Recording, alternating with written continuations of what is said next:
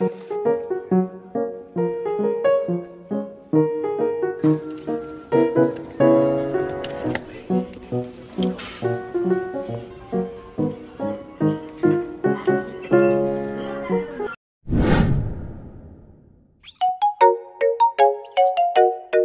guys, good morning. So, medyo matagal na tayo walang upload. Almost 1 month na. So, ngayon nakapasyal ulit tayo.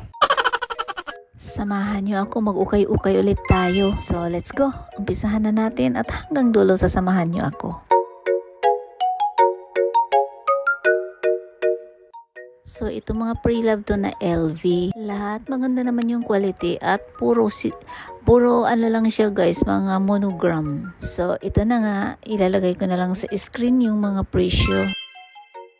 So, ito guys, mga vintage na LV, mga monogram lahat. Guys, itong nahawakan ko, isa siyang sling bag. Ganda rin yung quality niya. Dalawa yan sila, yung katabi rin. Katawan, ang linis din, oh. Wala siyang gas-gas, pero yung ano niya guys, yung leather niya, yung pang shoulder pa, yung pang sling, may kunting dumi lang naman. So, tingnan nyo na lang yung presyo sa screen. Medyo pricey din.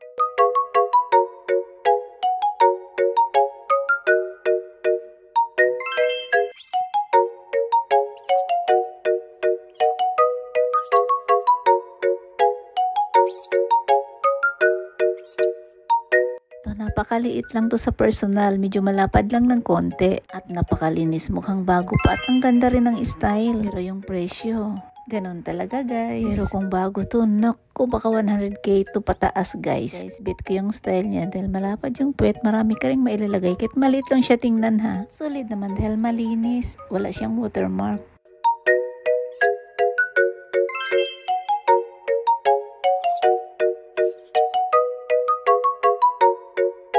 So, ito din maganda. Medyo malaki rin siya sa personal. At pwede siyang pang handbag, pwede rin siyang pang sling bag. Ganda rin ang quality nito. O, tingnan mo naman. Guys, bet ko yung maliit na pang shoulder. Kasi sa akin, ano siya, parang mas komportable para lang sa akin naman. Napakalinis pa rin siya o kahit vintage na. Daming magaganda. Pera lang talaga ang wala. Char!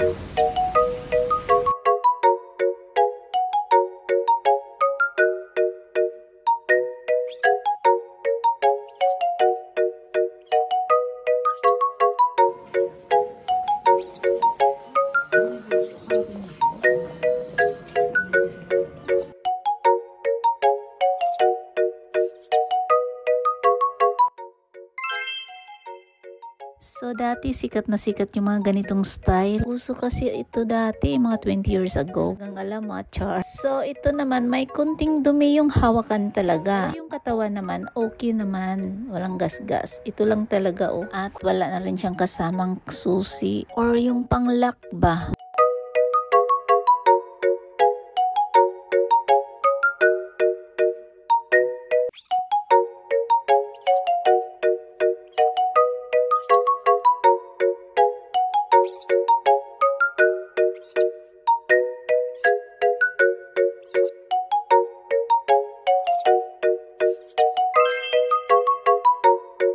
So, ito isang pack bag. Ang ganda rin, no? Pati yung kulay. Saka yung leather niya, yung gold, yung hardware niya, ang ganda pa, oh. Walang ka-watermark. Tingnan nyo naman, napakalinis. At higit sa lahat, mura pa. May pack bag ka na.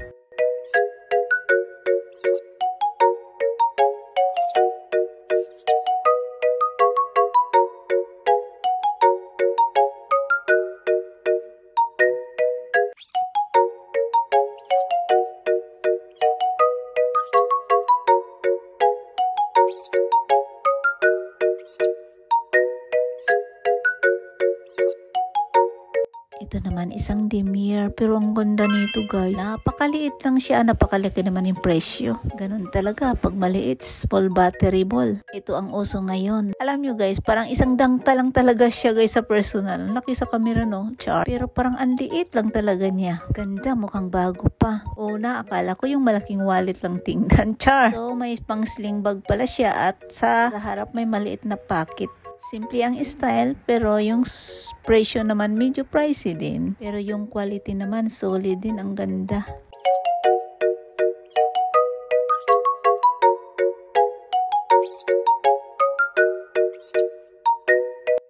Ang hirap talaga pag walang cameraman, pero ito, subukan ko talaga video yung sarili ko. Diba ang ganda talaga, kumikintab pa sa kamera ko yung ano niya, yung leader. Ito, isusulit na natin, at least na-model ko na.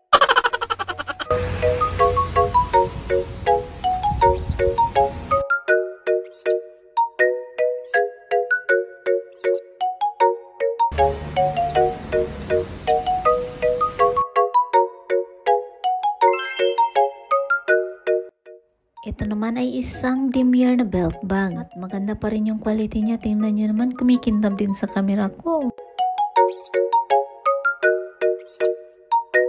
So, ito naman, isang handbag lang naman siya. Pakaliit din. At ang linis, ang cute. Super cute talaga. Pati yung presyo, super cute din. Tingnan nyo naman. In fairness, solid to guys. Ang cute. At kahit maliit siya, tingnan malapad yung puwet. Kaya marami ka rin mailalagay.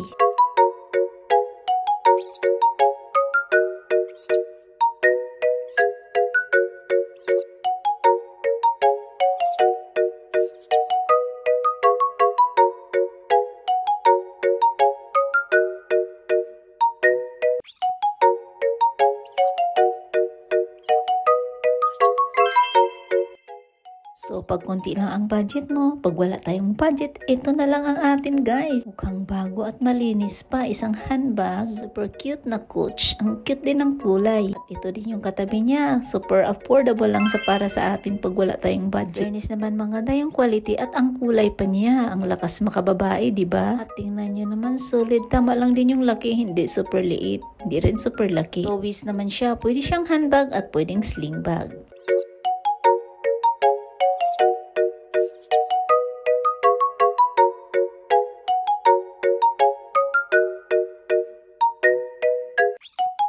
So, banda rito mga luxuries talaga. Kakahon naman dahil ang karamihan dito Hermes at Chanel. So guys, hindi ko na kinuha yung presyo. Binibidyo ko na lang. Parang nahihilo rin ako sa presyo eh. Next time, kukunan natin.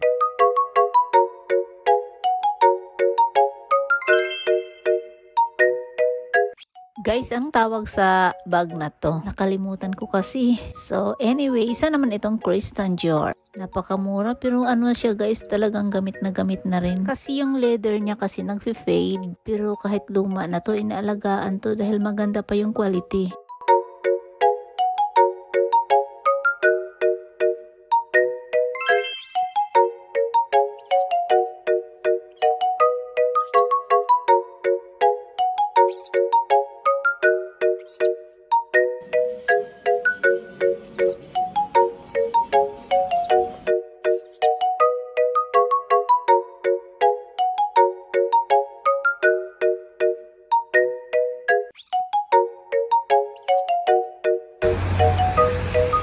So, ito naman nahagip lang ng kamera ko. Hindi ko nga siya na-videohan gaano. Japanese brand pala ito. Unang-una pa lang, tinignan ko kasi yung presyo. Nagulat ako. Kaya pala, pang taas lang siya. In fairness, maganda naman talaga siya. Next time talaga titingnan ko siya ulit. Interesado, pwedeng i-search nyo.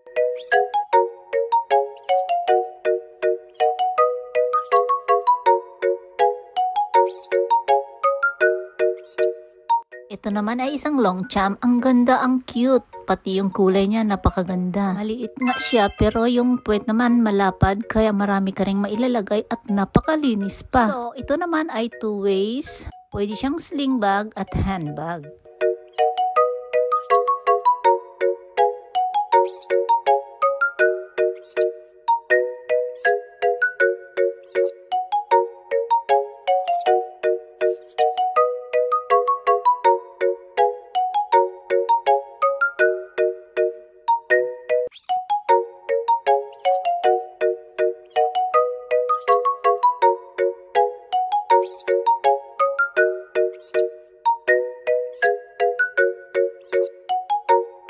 So, ito naman nakakahon na LV. Para siyang Alma na monogram. Mahal kasi ito guys. Ang liit. Ilang siya tingnan dahil nakahiga. Parang 100 ka lang yata tumahigit sa personal. Solid talaga ang precious sa mga ganito. Sikanhan lang to guys. Pray love lang ito. Paano pa kaya kung bago? Char. So, tingnan nyo naman. Medyo may mga ano na siya, watermark. At konting dumi doon sa may hawakan. Pero two-piece naman siya. Pwede siyang handbag at sling bag. Kasi ito ang uso talaga ngayon. Kaya medyo demand din.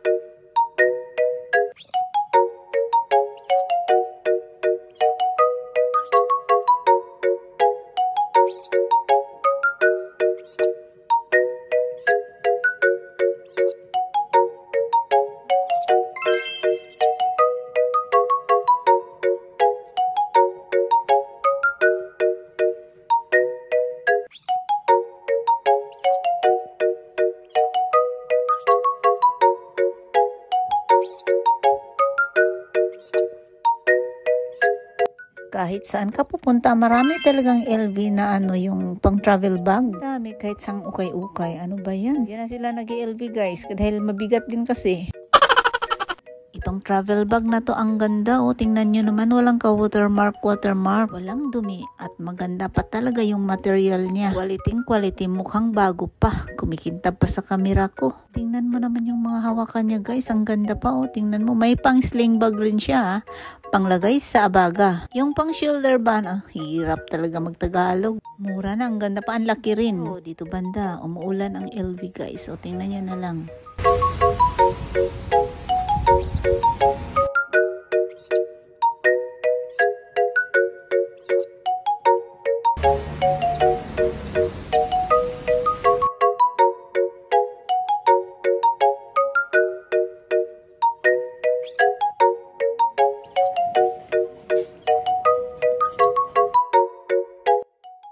So, ito may nakita akong Fendi. Ang ganda o, ang cute pang. Ganda ng kulay. Isa lang siyang pang handbag pala. Kahit maliit siya guys, malaki rin tingnan dahil yung puwet niya malapad naman kaya marami ka ring mailalagay. Mahaba kasi yung hawakan niya. Pwede siyang long shoulder. Parang ganun ba yan? May nakita ako ditong Gucci. Napakamura, nagulat din ako. Ganda talaga ng kulay ng Gucci guys. Ano? Siyempre tiningnan ko. Mayroon pala siyang ano guys. Yun ito o, yung puti. Parang pintura ba yan? Kaya mura. Dahil may damage na. In fairness naman yung harap niya. Ang ganda pa. Pati yung hardware niya kumikintab. At kulay gold pa talaga. Ito lang talaga guys. Yung may puti. Parang pinturang puti ba yan? Laki palang kabawasan pag may mga ganun na talaga no. At isa naman siyang sling bag.